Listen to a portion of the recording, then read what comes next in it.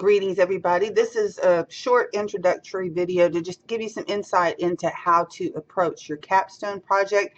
This is 20% of your grade, and you can begin this project at any time during the semester. Now, what the goal of the capstone project is for you to understand and get to know at least who they are, the delegation of elected officials who represents you. And that happens at a local level and at a state level and at the federal level. So there are three levels. So what you'll see when you open up the Capstone Project is just a Word document that you basically fill out. You'll need your zip code. So I need to have your zip code, not your full address, just so I can double check that you got the right delegation.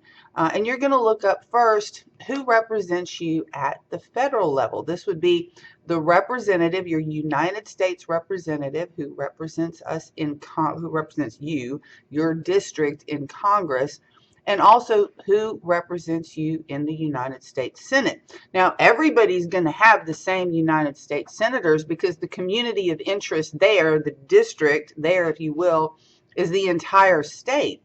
But remember, in the House of Representatives at the U.S. level, at the United States Congress level, the House represents communities of interest or districts around the state. Okay? And so what you're going to want to do is use your zip code to figure out who is your U.S. representative. There are lots of different ways that you can do this. The one that I always recommend to my students is go to texastribune.org. That's an online site that's dedicated to all kinds of information about Texas state government. It's nonprofit, it's non-biased, so they're not trying to sell advertising or persuade you towards one political culture or another. And there's a feature there, it says look up my elected officials, and so you can enter in your zip code and it will tell you who is your U.S. representative.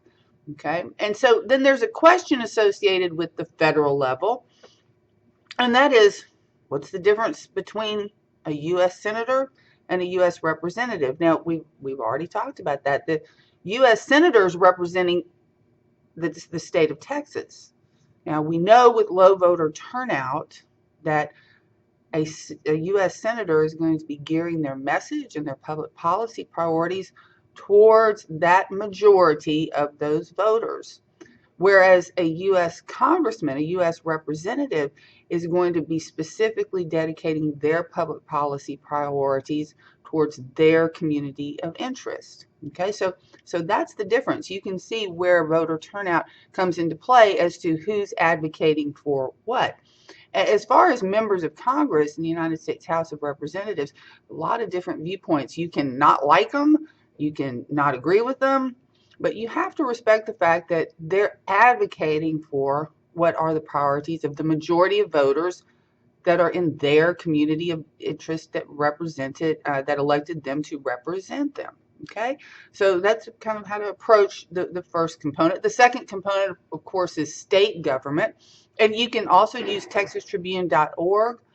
Look up my elected official and find out who is your Texas state senator and who is your Texas state representative. Okay.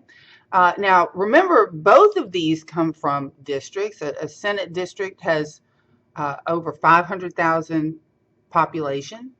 A House district over 100,000 population. So both of them represent communities of interest. The House districts are smaller, so they're closer to their constituents. They have a very small, tight community of interest.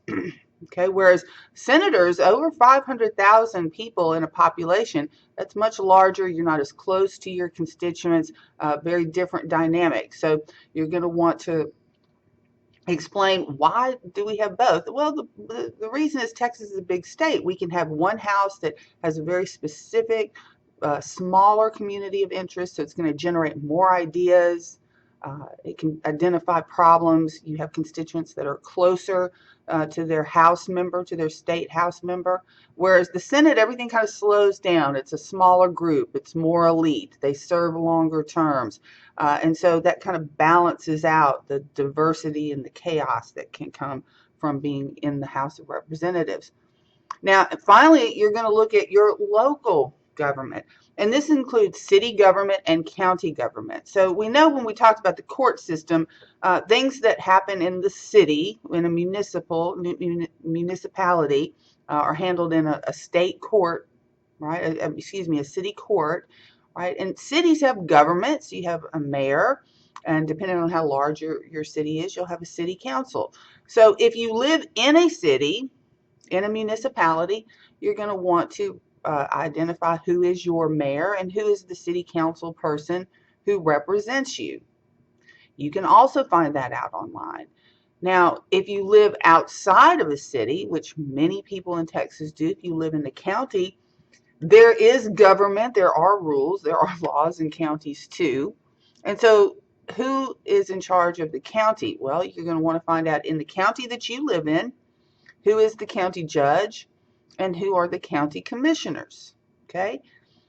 And so in your question, you're going to want to distinguish between what is handled by city governments and what is handled by county governments. I've had students over the years who are surprised. They're like, well, I live in the county. There are no laws in the county. Yeah, there are laws in the county. Everything that happens outside of a city is subject to the rules and law of the county. Okay, so by the time you get finished with your capstone project, you'll have good, solid knowledge of who represents you at federal, state, and local levels. And you also should have a better idea of why we have those three levels and how they interact. Remember, you're going to want to write in complete sentences, good sentence structure, use paragraphs, use proper punctuation, and use complete thoughts, no bullet points. That's how you're going to get the best grade on your written questions, your answers to the questions. All right, so fill out your capstone projects, email me, set up a phone meeting if we need to, if you need any further explanation about how to complete this project.